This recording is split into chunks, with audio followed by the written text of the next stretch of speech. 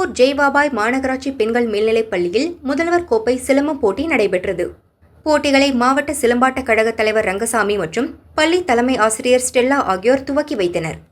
பள்ளி மாணவர் பிரிவில் 359 பேர், மாணவியர் பிரிவில் 37 பேர் பங்கேற்றனர். மாணவியர் 60 முதல் 70 கிலோ எடை பிரிவில் உடுமலை பாரதியார் நூற்றாண்டு அரசு மேல்நிலைப்பள்ளி மாணவி மஞ்சுளா தேவி முதலிடம் பெற்றார். உடுமலை ஸ்ரீ கன்னிகா பரமேஸ்வரி பள்ளியின் பூமிகா 2ஆம் இடமும் மற்றும் திருப்பூர் வித்யா மந்திர் பள்ளி மந்த்ரா 3ஆம் இடம் பெற்றனர். 70 கிலோ எடை பிரிவில் வீரபாண்டி பாரதி மெட்ரிக் பள்ளி ஸ்ரீவர்ஷினி முதலிடம் பெற்றார்.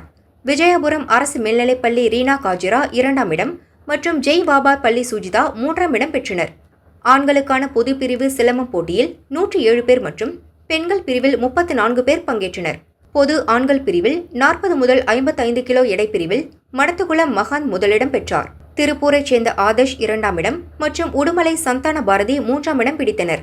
55 முதல் 70 கிலோ எடை பிரிவில் திருப்பூர் பாலாஜி முதலிடம் பெற்றார். பல்லடம் ஹரிதரன் 2ஆம் இடமும் மற்றும் கருவலூர் கோகுலகிருஷ்ணன் 3ஆம் இடம் பிடித்தனர்.